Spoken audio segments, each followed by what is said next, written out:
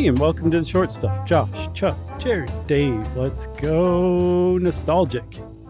That's right. I mean, there's a slew of websites you use to research this, but I mean, honestly, we could just say from our own brains because there wasn't a lot in here that like we just didn't know as growing up in the time that we grow up again, because this is about phone books. And if you're of a certain age, you know exactly what we're talking about. If you're not of a certain age yet, you might be surprised to know that at a certain point in time, if you wanted to, I don't know, take your car to the shop or find a florist or a dry cleaner, you couldn't just go on the internet to do that or whip out your phone. You would bring out a 17-pound book that was 8 inches thick, drop it on your kitchen table and wake up your entire family on a Saturday morning, and you would start letting your – well, I'm not going to say it. You would start thumbing through that thing, looking under the florist section or the laundromat section to find a business to give your money to. Yeah. It's very cute. That is how you found businesses. It's how you found people, too, because the business part was in the second half of the phone book. It was all in yellow pages. The first part was white pages, and those were residential listings. Yeah, or they were two different books entirely. It could be if you lived in a fancy pants area, you know, like Atlanta. Like Westchester or something like that. Yeah. But the white pages, this is another thing. The reason I love doing this one, Chuck, is because this is, to me, the first time we can be like, you have grown up in a world where you can't really understand the world that this thing existed in and shaped. Sure. This is a great example of it. And one of the things that stuck out to me was explaining the white pages where you could go and say, I'm looking for Charles W. Chuck Bryant.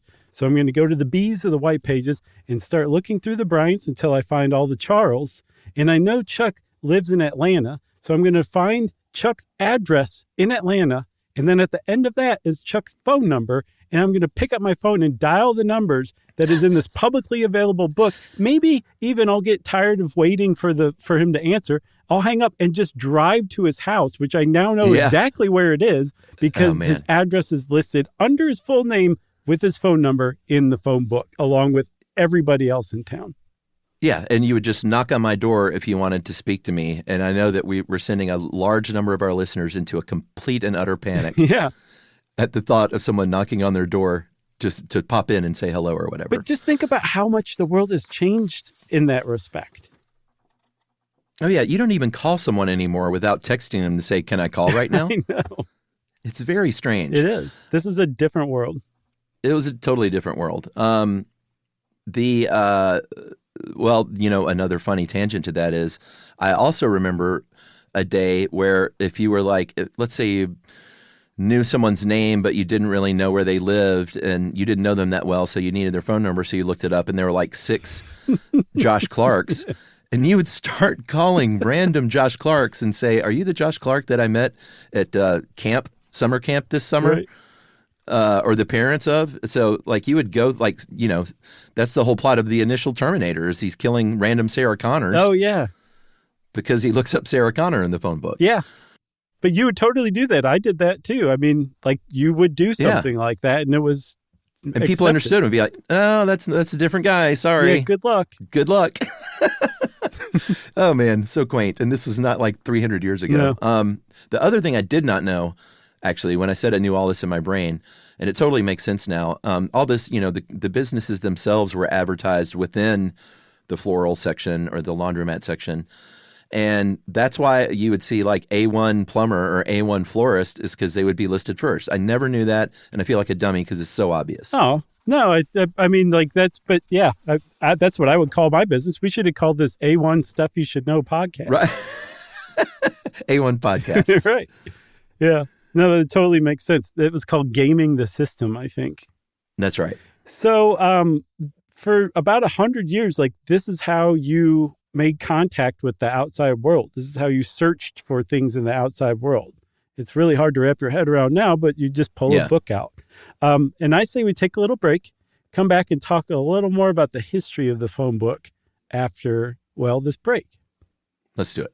Well, now, when you're on the road, Driving in your truck, wanna learn a thing or two from Josh and Chuck. It's stuff you should know. Stuff you should know. All right.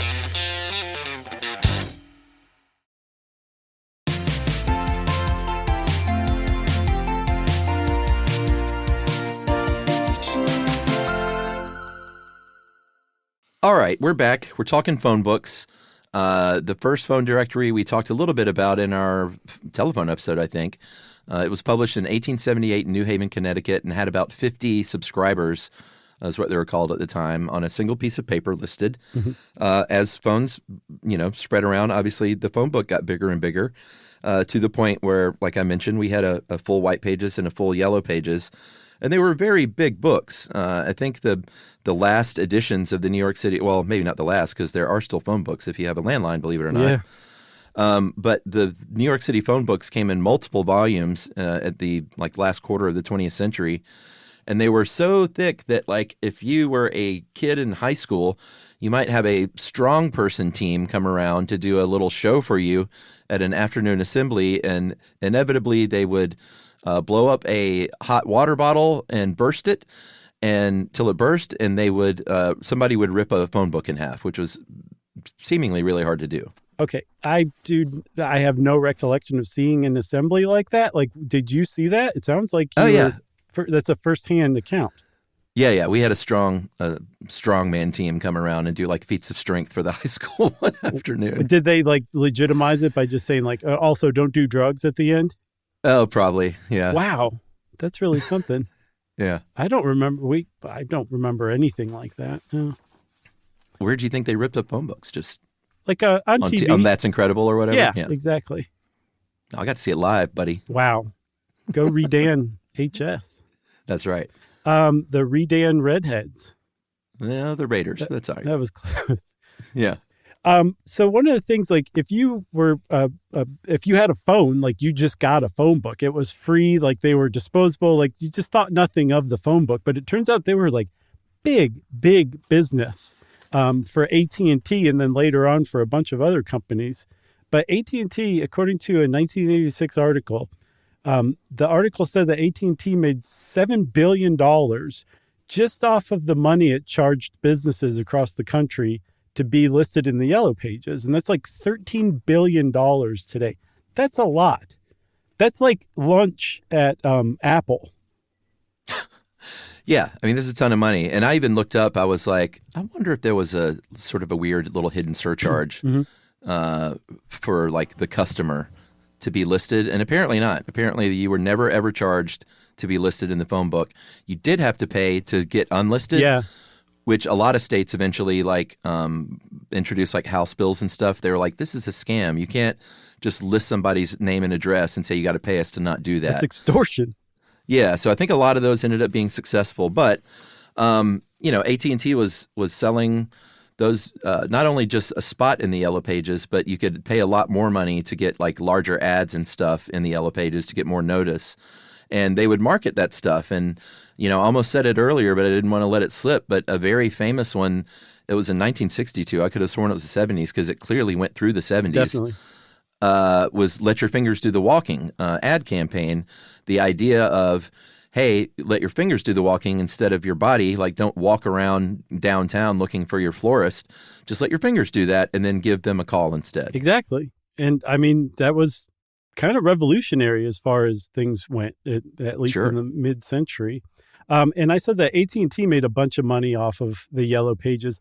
The reason why it was just them is because they had a monopoly on the phone system in the U.S., which I'm sure we covered as well in that phone exchange episode. But it was finally broken up. The government granted monopoly. They're like, you guys are too big. We're going to break you up into regional providers like Northwestern Bell, Southern Bell, that kind of stuff. And so all of those companies, these sub-companies, now were printing yellow pages and they were making money. But because Bell no longer had a monopoly, that also opened the door for private companies to start making their own yellow pages. There was just a lot of money walking around because this is how people found businesses. It was either driving past and seeing a business that had their phone number on the sign, or you went to the yellow pages. It was as simple as that. So you had a lot of incentive to advertise in the Yellow Pages. And so companies had a lot of incentive to publish Yellow Pages. And so the number of phone books that came to one person's house started to boom. I think in the 1990s, in some parts of California, you might get 10 different phone books delivered to your house every year. Yeah. Yeah. And, obviously, especially in a place like California or, Washington State, Seattle, Washington, people would be like, hey, wait a minute, this is like a pretty awful thing to do. Like the amount of waste that's happening here. I remember this is a long time ago now, but not that long ago, but the internet was around and there were still phone books being delivered. And I remember seeing a comedian joke about, I think the joke was something about printing a small portion of the internet and throwing it on my porch once a year. I always thought that was pretty funny. But everyone, it's pretty clear like what a wasteful thing. I think 500 million phone books were being delivered, 650,000 tons of paper every year by 1991. Enough to fill up 2 million cubic yards of landfill space, even though you could probably recycle that stuff. So they initially started doing like recycled paper and stuff like that. Seattle, like I mentioned, I think was one of the first ones to say like, we're going to start charging phone book makers 14 cents per phone book delivered within the city. And if people elect to not have a phone book, but they still throw one on your porch, like that's a $150 fine. Yeah. Knowing me, Justice Police, I would have immediately gone to the trouble of filling out like the 5-page form to complain to make sure that company got fined. I totally would. Yeah. I opted out. You got a touch of the Justice Police in you too. Yeah, for sure. Yeah. We don't like bad guys getting away with stuff. Justice. So despite the environmental thing, I think basically converting to recycled paper helped a lot of people in training people, like you said, like these things can actually be easily recycled. That kind of simmered people down about the environmental part. So that's not what did away with phone books. There were like 3 things in pretty quick succession that really started to take the Yellow Pages down at least. So 411, that was information. Yeah. All of a sudden you could dial that for free starting in the 80s.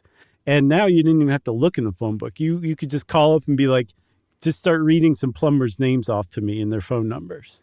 Yeah, you would call someone to read you the phone book. Exactly, that's right. And then, of course, the internet coming along had everything to do with it. And also in 2004, Congress passed a law that said you can't put cell phone numbers in phone books. So they were on the way to doing that. So it basically was whittled down to just landlines.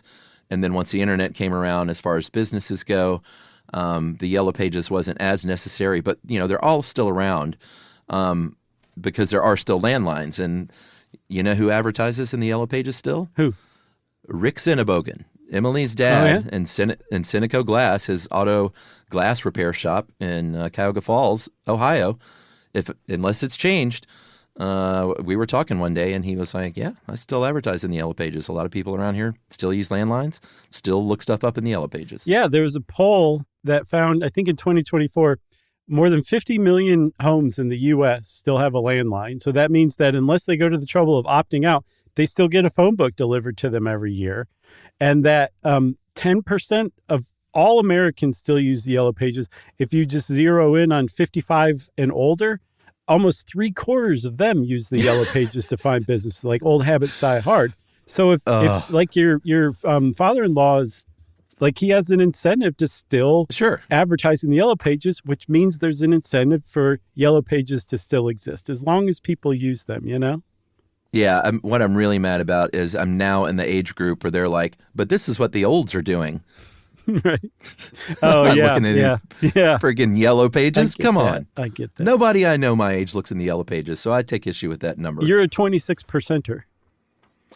Yeah, I guess so. But I have to say, if you're looking for auto glass repair in the Cuyahoga Falls, Ohio region, and you want to avoid big auto glass, go with mom and pop, or in this case, the pop, and go check out Cineco Glass. Tell Rick we sent you. Very nice, man. They do great work. I can't think of any better way for short stuff to be out. That's right. We're out.